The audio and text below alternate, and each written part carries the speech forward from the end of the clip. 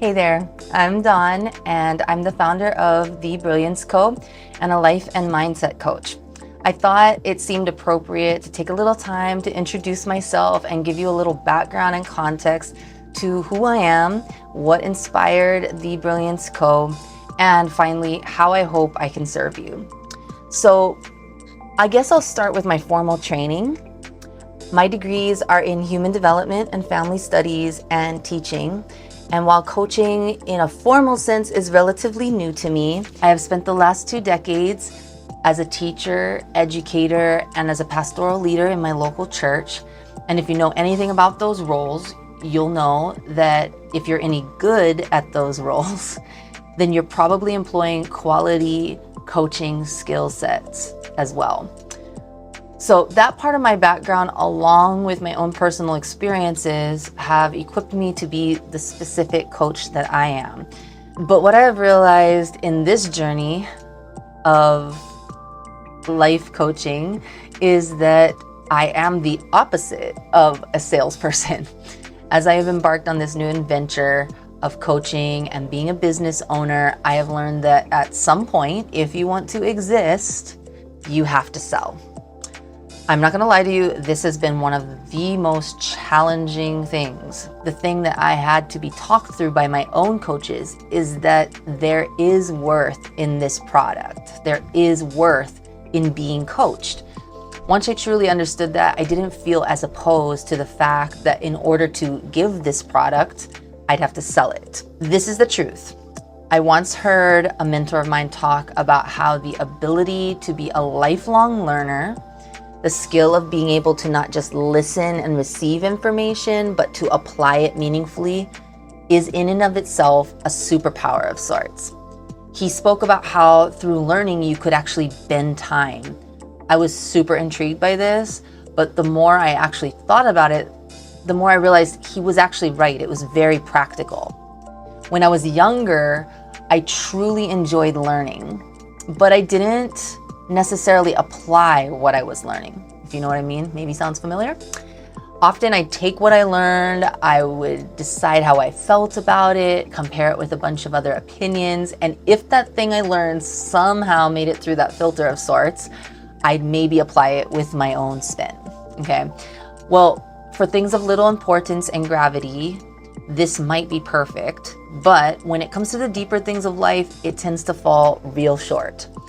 And I'll tell you why. Because as I said earlier, if you're able to take certain pieces of learning and not put them into that eternal holding basket in your brain or customize them until you might as well have put your own lesson together, if you are able to actually take what's been given to you, through a conversation, through a lesson, through a course, name your platform.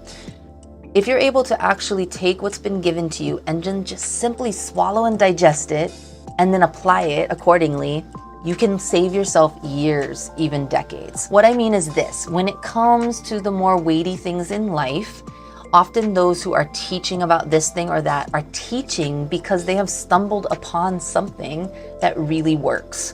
It's usually part of what has gotten them to a place where they can actually teach it, right? And often this thing that they learned, this revelation they've had, this experience, was the result of years upon years of hard experience, difficulty, intentional processing. So when you as a learner and receiver are able and determined to take what they have learned and apply it to your own life, in a sense, you are saving yourself years, and again, decades even, of time. Now, of course, your life experience is not going to be identical to another's, right? In truth, it may actually be quite different.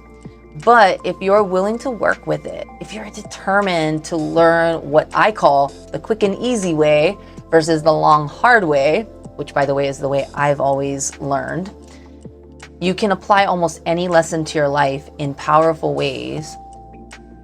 And for all intents and purposes, you can save yourself so much energy, so much pain, and again, years upon years of time, okay? So the me in my 20s, let's be real, I would have shied away from this idea, insisting on that hands-on experience, okay? I would have thought that is of the highest value. And the younger me would have been partly right. There are things that you need hands-on experience with, okay? And there are others that you don't. For instance, you can learn from someone else's experience not to drive while texting, right?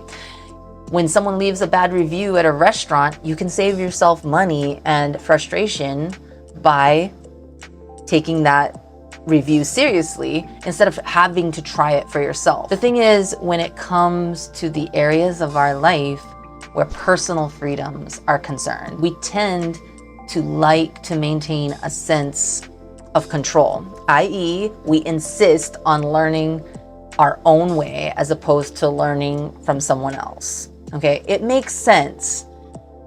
While we could make some very valid sounding arguments in regards to why that might be a better way, the reality is that when we do this, we opt for a much longer, often more painful and draining path. All right, all that to say, the hope behind the idea and desire that I have to coach is to help people save time and energy and unnecessary pain. I have decades worth of experience that I have spent years upon years processing through with the hope that not only I would emerge my best self, but that I could really be a resource to the world around me. And that might include you. When I was deciding what type of coaching I wanted to pursue and what would be my niche, I was encouraged to look at the areas in my life where I could honestly say I've accomplished something. Because you can't give what you don't have, right? You can't sell what you don't actually possess to give. I was encouraged to look at the areas in my life where I could honestly say that I have overcome or accomplished something. I had to think about what I have achieved that I could actually give and transmit to clients via coaching. And while there were many skill sets that I considered, the one I felt most confident about was helping Christian women who are high achievers, goal-driven, career and family-oriented, women balancing many roles and responsibilities who are facing challenging circumstances, but are also battling the feeling of constantly being overwhelmed, the drag, the stuckness, the discouragement, even maybe the low-grade depression. When I considered that particular group of women, I felt very confident that I could help them overcome. I felt very confident and equipped that I could help them go from that place to a much better place. As I said, I want to help, and I'm confident that I can, because this woman that I'm describing is me. I was once there. And by the grace of God and with his constant help, I've discovered the secret to going from overwhelmed, burnt out, discontent, and frustrated in all of my roles to steady, joyful, full of peace, energized to balance the many hats that I wear with wisdom, with grace, and all that good stuff. And what I have found is that it all starts with learning how to fully integrate your faith and your belief and your relationship with God into the many varied and practical areas of your life, okay? So even in the last year, if I'm honest, I have faced circumstances that had they happened a decade ago, they may have very well taken me out because they have been very challenging, all right? But because of the shifts that have happened inside of me, because of the framework the Lord has given me within which to grow, I've not only been able to face, let's be honest, these devastating and painful circumstances head on, but I've also been able to do it with a grace, with steady joy and peace, all while continuing to balance all the different things that I've been balancing: business, kids, housework, and that's just to name a few. I mean, I could go on and on. I won't lie and say that it has been easy, because it's not easy. It may be simple, it's not easy, right? But it is possible. And I would have to say that a lot of what made that possible is the help and coaching I had along the way. So if I shoot really straight with you when it comes to my biggest selling points, all right, I would narrow it down to these two things. Number one, investing in yourself. While I admit it feels very awkward and selfish for most Christian women, it is probably one of the most significant and powerful things you can do for yourself, okay?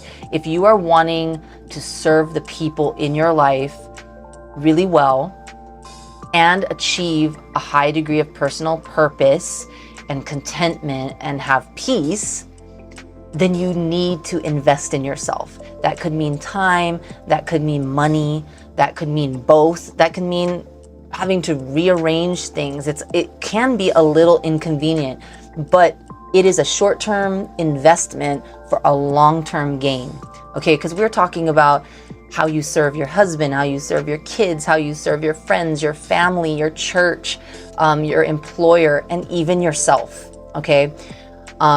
These are very critical things.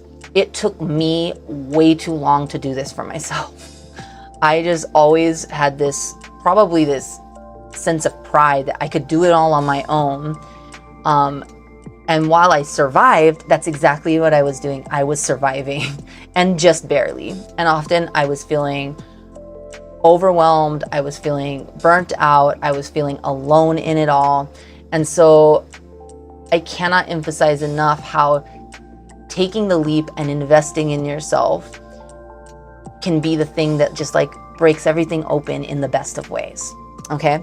So number 2, facing these realities and overcoming them is so much easier with help and guidance. I kind of just mentioned this before, but it's kind of a thing unto itself. Okay. Nobody operates within a vacuum. We are better together than we are alone.